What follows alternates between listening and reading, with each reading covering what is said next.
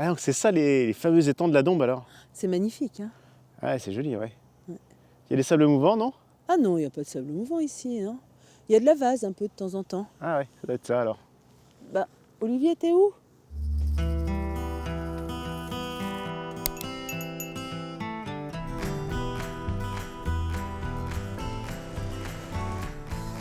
Et oui, aujourd'hui je vous convie à une promenade qui débute en ville.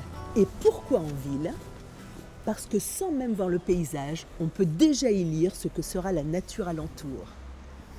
Vous allez voir, je vais tout vous expliquer. Et moi alors? Pardon? C'est moi qui explique d'habitude, me semble-t-il. Oui, enfin, nous allons tout vous expliquer. Venez. Nous sommes en Dombe, au pays des 1000 étangs, pour y découvrir la vie du plus grand prédateur de nos eaux douces, le brochet. Rayé comme un tigre, moucheté comme un jaguar, chassant à l'affût comme un crocodile, mais doté d'une véritable mâchoire de requin, ce grand poisson, pouvant dépasser le mètre de long, règne en véritable seigneur sur la vie de l'étang et finit souvent sur nos tables festives où il fait le régal des gourmets, nature ou en quenelle. Nous allons donc partir à la découverte de la vie du brochet et chemin faisant, je suis sûre que cette belle Dombe va se révéler sous bien des histoires. Taillé comme une fusée, le brochet est le roi des eaux de la Dombe, où depuis des siècles on l'élève de la manière la plus naturelle qui soit. Nous allons donc musarder au fil de ces 1000 étangs entre les bras des rivières Ain et Saône et flirter sans cesse entre terre et eau pour y découvrir le territoire du brochet. Le pays des 1000 étangs, ça n'est pas qu'un nom romantique, c'est aussi une réalité. Mais pour le comprendre, rien ne vaut une bonne carte et pour ce faire, je vais faire appel à notre experte. En fait, ils sont 1100 ces étangs, couvrant plus de 12 000 hectares d'eau, tous interconnectés les uns aux autres, s'écoulant les uns dans les autres selon le principe des vases communicants. Ici, la terre est très minoritaire. Un peu comme à Venise en fait. Ah, Venise, ces gondoles. Francesco Gondoliere, aspettami, arrivo. Je vous ai dit qu'en ville, on pouvait déjà lire le paysage alentour. Eh bien, regardez. Ici, les maisons ne sont pas faites en pierre, mais elles sont faites en briques et en galets. Et pourquoi? Parce qu'ici, il n'y a pas de pierre. En revanche, il y a de l'argile. L'argile qui est une substance totalement imperméable et qui fait le fond des étangs. Et cette argile, on la façonne parce que c'est une roche malléable, meuble. On la cuit, on en fait des briques. Et les constructions intègrent aussi des galets nombreux dans cette région et vous verrez qu'ils ont eux aussi une histoire tout à fait particulière. Comme quoi, pour comprendre son environnement, il suffit d'ouvrir l'œil et d'être curieux.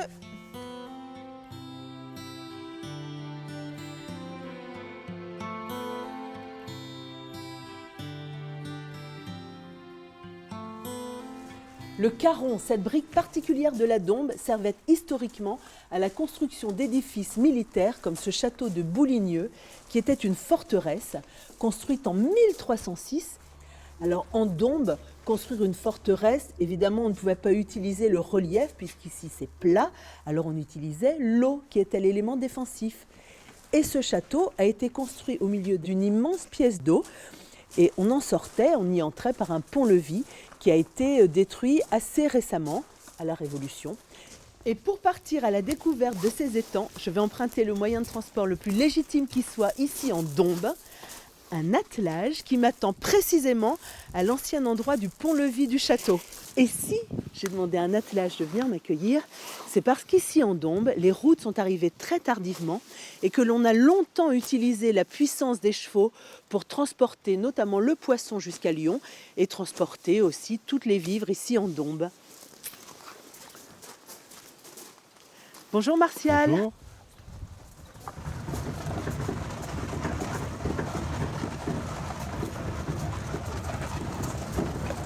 Le cheval dans la Dombe, il fait partie du paysage classique. Alors il fait partie du paysage. Nous avions notre race de chevaux, ce qu'on appelait les demi-sang, des chevaux qui servaient beaucoup pour les armées autrefois. Donc ils se nourrissaient principalement dans les étangs. La brouille qui est une végétation qui pousse l'été en surface de l'eau. La brouille, c'est une fétuque flottante C'est Voilà. une herbe spécifique et on disait qu'elle était très très nourrissante pour les Très chevaux. nourrissante pour les chevaux, effectivement. Oui. Et alors elle est intéressante parce qu'elle est très nourrissante pour les chevaux au printemps et en été elle devient trop dure pour les chevaux mais elle est très nourrissante pour les poissons. Et on voit toujours les chevaux dans les étangs maintenant ou c'est fini ça? Ça devient rarissime. Il y en a encore quelques-uns, mais c'est rare.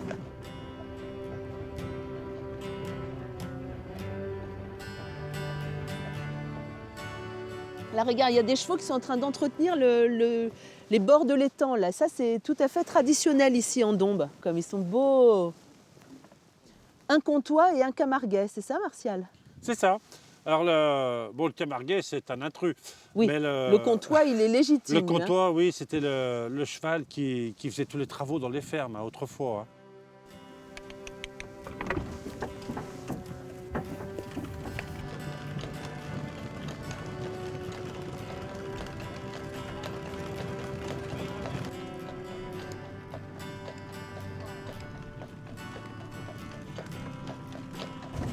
Oh, Hop.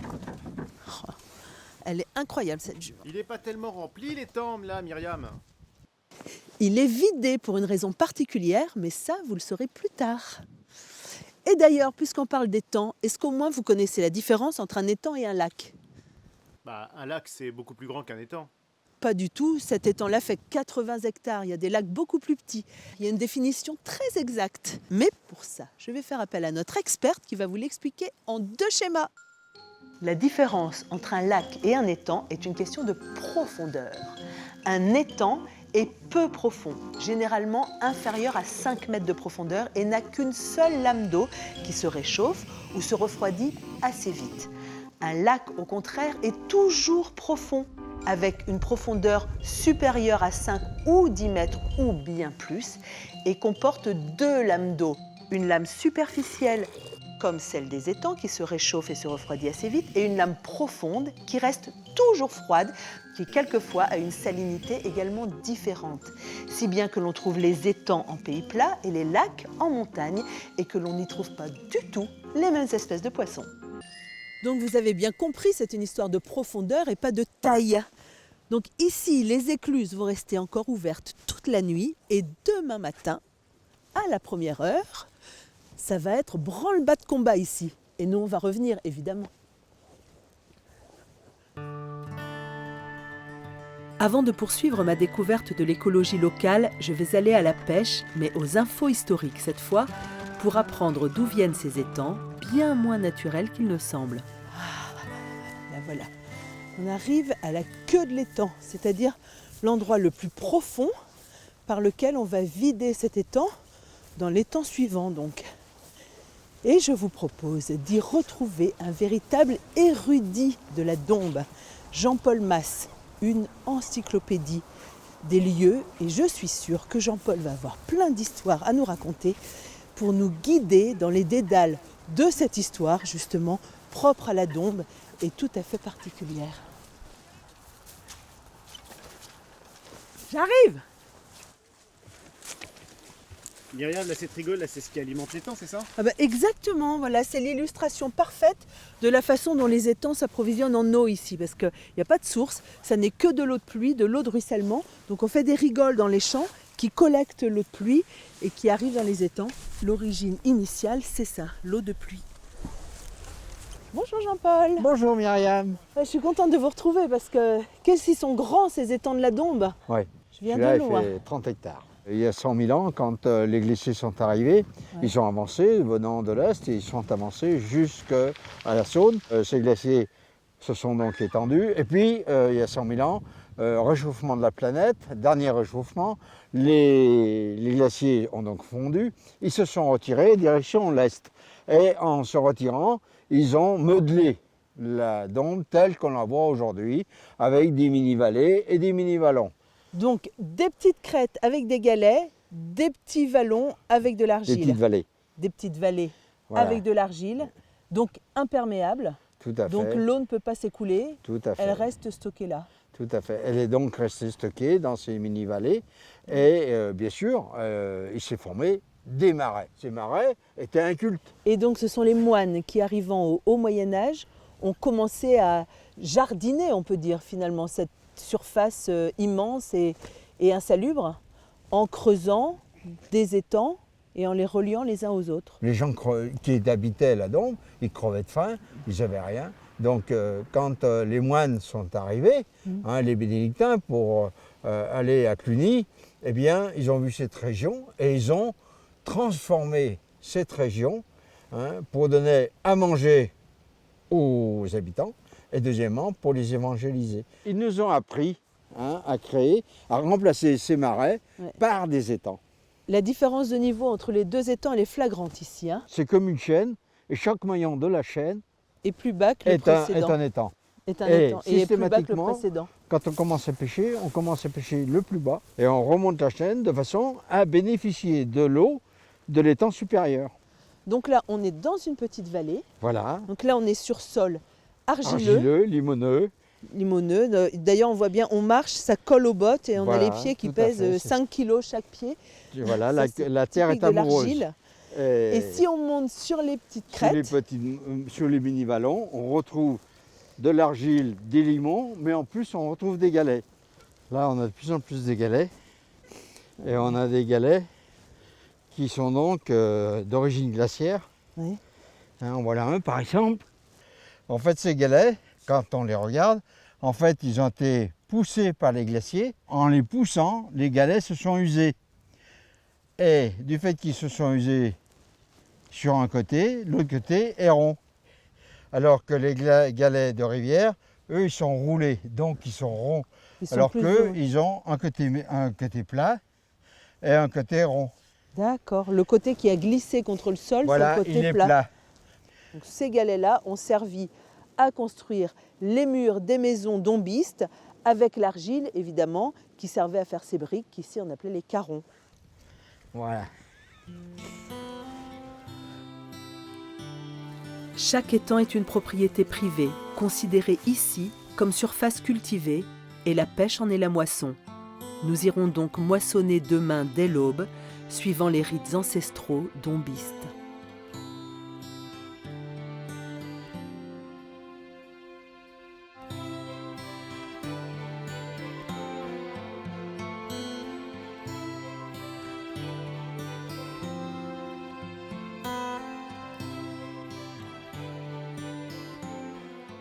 On s'est levé très tôt ce matin pour assister à un événement qui fait vraiment la vie de la Dombe. Une pêche traditionnelle qui existe depuis le Moyen-Âge. Vous vous souvenez qu'hier on a vu cet étang qui était vide? Eh bien voilà, regardez. Cet étang vidé, il est en train d'être pêché. On a mis des filets ici pour récupérer, pour ramener le poisson au bord. Et là nous sommes avec Raphaël Lucchini qui gère cet étang. Et il a décidé de le vider à la fin de l'hiver parce que là, c'est ce qu'on appelle la saison d'évolage. Il est en eau, il le vide et ensuite ça va être la sec. Et là, il va pouvoir être cultivé en céréales. Et donc là, il pêche les poissons. Ouais. Oh là. Ouais, c'est la première prise, ouais. Oh, Et apparemment, il y a des brochets. il est splendide celui-là. On va serrer de l'autre côté un petit peu. Oh là. Si, on les montait. Il en voulait. L'une des autres particularités de la Dombe, c'est que le poisson est vendu vivant, donc il est transporté avec de l'eau.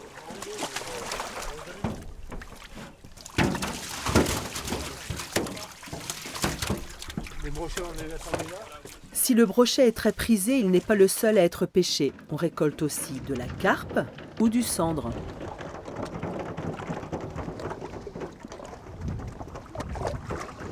Alors ça c'est de la carpe, mais là c'est des brochets ça. Le brochet c'est un poisson qui chasse à l'affût. Alors on voit bien qu'il est mimétique, il est rayé comme un tigre, avec des taches aussi comme un jaguar. Il a toute imité des félins et il chasse à l'affût comme un chat. Il est tapi dans la végétation et tout d'un coup il se jette, il se propulse sur sa proie et cette forme-là de corps lui permet de faire ça.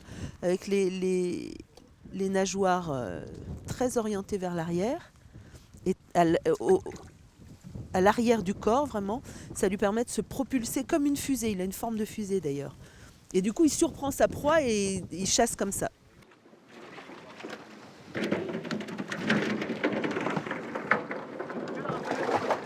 Donc je déverse les poissons dans les camions viviers pour ensuite les transporter et les redisposer dans des bassins de stockage. Donc on trie par classe de taille. Les alevins servent à empoisonner les étangs pour la production de l'année prochaine. Oui. Et les gros poissons sont soit destinés pour la consommation, soit pour la pêche sportive. Ils sont dans quel état de stress, les poissons, là? Alors on essaye de faire des manipulations les moins stressantes possibles. C'est pour ça que lorsqu'on trie les poissons, on les met directement dans des bacs avec de l'eau claire. Alors aujourd'hui, on a un poisson qui est malheureusement quasiment stressé toute l'année du fait de la présence très importante d'oiseaux piscivores, ce qui fait que le poisson est relativement fragile. Les poissons et les oiseaux piscivores, donc le cormoran, en Principalement le l'occurrence, cormoran. dont on entend beaucoup parler, Tout à fait. et qui est arrivé il y a très peu de temps, le cormoran. En fait, il est arrivé il y a une dizaine d'années lorsque la récolte des œufs a été interdite dans les pays scandinaves. Donc la population a suivi une courbe exponentielle et au jour d'aujourd'hui, il prolifère vraiment beaucoup et par manque de nourriture dans les eaux marines, il s'attaque aux eaux continentales. C'est quoi ces traces, Myriam? C'est les coups de harpon des becs des cormorans. Et donc ça enlève le mucus, il n'y a plus de barrière anti-microbes, anti-bactéries, anti-champignons, et ils finissent par mourir d'infection. Donc même s'ils ne sont pas tués directement, en fait, ça fait des dégâts irréversibles.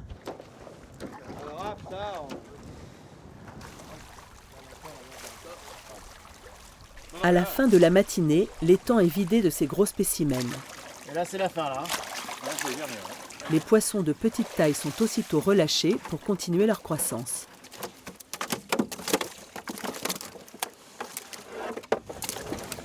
Le corps est vide.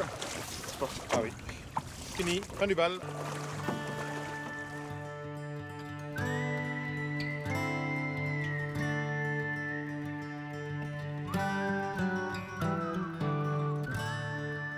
Vous imaginez bien que face à un pêcheur aussi performant que le cormoran, les hommes ont développé des trésors d'imagination pour l'empêcher d'exercer ses talents. Alors ils ont commencé par inventer ça, le canon à gaz. C'est efficace 8 jours.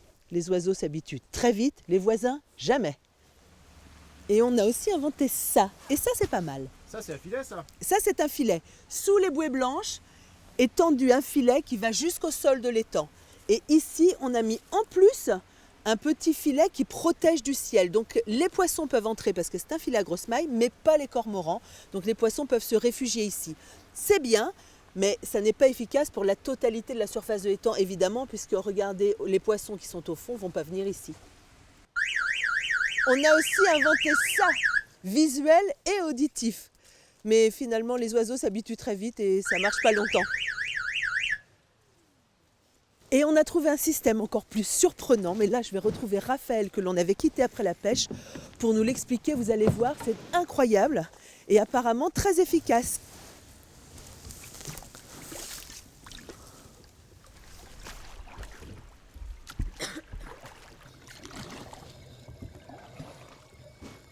C'est quoi cette boîte? Alors ce boîtier, c'est un système qui imite le cri de l'orque, on va dire sous forme d'ultrasons. Il doit y avoir une partie très puissante sous l'eau lorsque les cormorans sont en acte de chasse.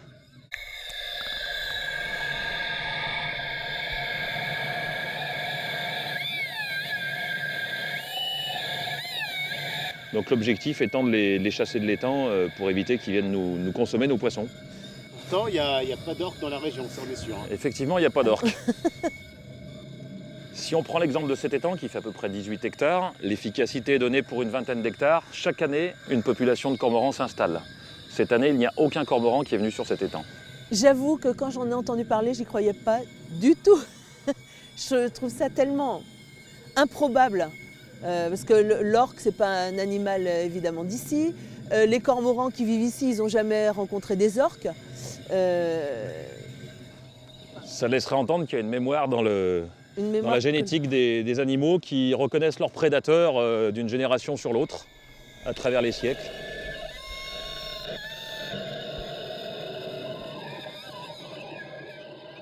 Un étang est un écosystème complexe où se mêlent terres et eaux et dont les berges envahies de roseaux jouent un rôle primordial dans la vie du brochet.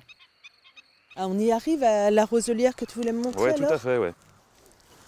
Mais ça, c'est pas une roselière stricte, hein, parce qu'il y a des joncs, il y a d'autres espèces. Oui, en fait, roselière, c'est un terme générique où tu as différentes espèces végétales. Et en fait, la roselière, elle a différents rôles aussi. Ouais. Elle a Un surtout rôle écologique. un rôle épurateur, tout à fait. Très Donc fort. elle filtre les eaux du bassin versant, elle filtre les nitrates. Et les eaux qui sortent, elles sont nettoyées, filtrées, parce que les roseaux ont un système racinaire très dense qui capte tout ça. C'est même le système le plus efficace pour nettoyer l'eau. Oui, oui, tout à fait. C'est utilisé en épuration classique aujourd'hui sur des eaux usées. Alors après, un rôle très important aussi, c'est un rôle de refuge, à la fois pour le frai des poissons. Donc c'est vraiment la zone privilégiée pour le frai du poisson. Le frai du poisson, c'est-à-dire là où les poissons viennent se reproduire. Tout à fait. Pondent Donc ils leurs viennent œufs. pondre dans ces eaux qui sont beaucoup plus calmes, à l'abri du vent. Ce sont des zones qui se réchauffent plus vite du Eh fait ben de la oui. faible profondeur aussi. Tu vois, si on s'approche de très près, on voit bien toutes les petites formes de crustacés, le plancton animal. Là. Alors, Waouh. Ah, il y a un monde fou là-dedans. Ouais, et c'est ce qui sert à nourrir les larves de poissons Bien dont on parlait sûr. tout à l'heure. C'est dommage que j'ai pas une bouteille vide parce qu'on regarde toujours dans une bouteille pour montrer comme c'est vivant. J'ai ma ceinture magique. Ah. Regarde ça. J'ai pas une bouteille, mais j'ai un tube à essai.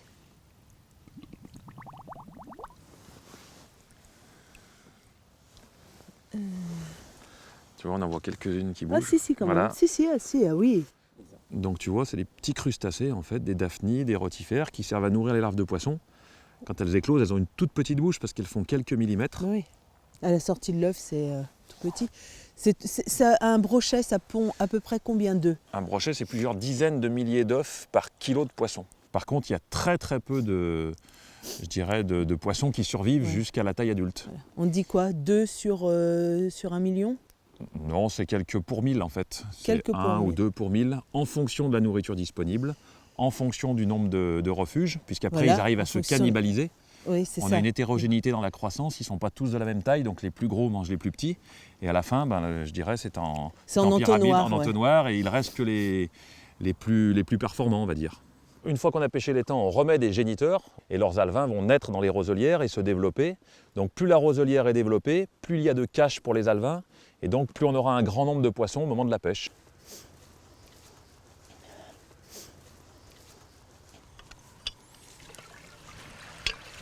Le rituel de vidange et remplissage des étangs s'organise en un cycle ininterrompu depuis des siècles.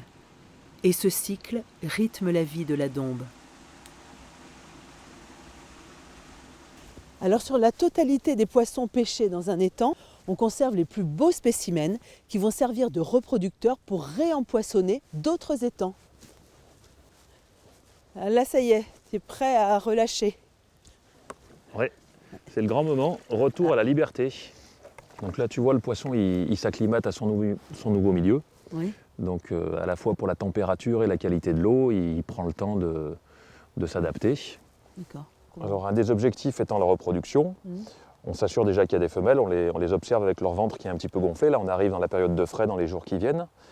Et d'autre part, on essaye de mélanger différentes classes de taille pour être sûr qu'en fonction du printemps, si le réchauffement de l'eau est plus ou moins rapide, on ait au moins une catégorie de taille qui a une bonne reproduction. Là on a pas mal d'herbiers en l'occurrence, Oui. donc on sait que la reproduction va être optimale.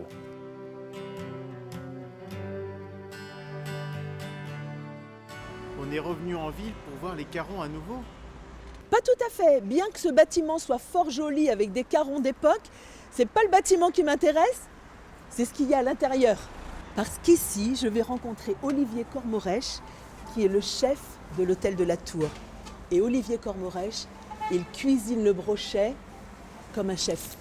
Olivier va m'enseigner l'art de la quenelle. Parce que si on mange des quenelles dans la gastronomie lyonnaise, c'est bien parce qu'on élève des brochets Exactement. en Dombes. C'est les produits de nos étangs, donc on doit les travailler. Donc allons-y, travaillons. Voilà, ça ce sont les brochets qui ont été pêchés et dont on a prélevé les filets. Ils sont vraiment super, ils sont très frais. Mais ça passe à travers les trous Oui, là. ça passe, mais il faut appuyer fort. Je vois rien qui sort. Ah mais oui, mais il faut insister.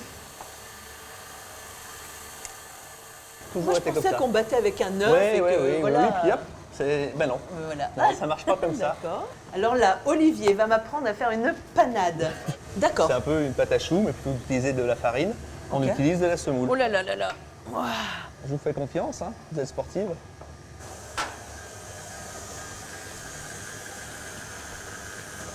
Quand vous mettez l'œuf, vous mettez doucement. Ça tient pas. C'est vraiment un savoir-faire.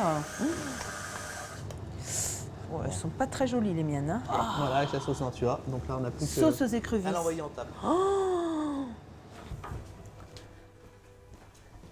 Madame, vos quenelles sont servies. Quelle fumée, c'est merveilleux. Voilà, nous avons découvert ensemble la vie du brochet, de la frayère jusqu'à l'assiette, et cette culture ancestrale particulière à la Dombes. Nous aurions pu parler de beaucoup d'autres choses, notamment de la vie des oiseaux très présents évidemment dans cette région d'étang. Mais ça, c'est pour d'autres histoires. Et moi maintenant, je déguste ma quenelle. Je vous laisse, bon appétit.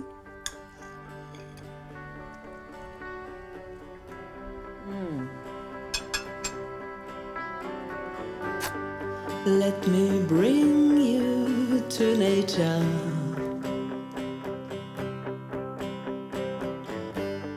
Let me show you how it's great everywhere.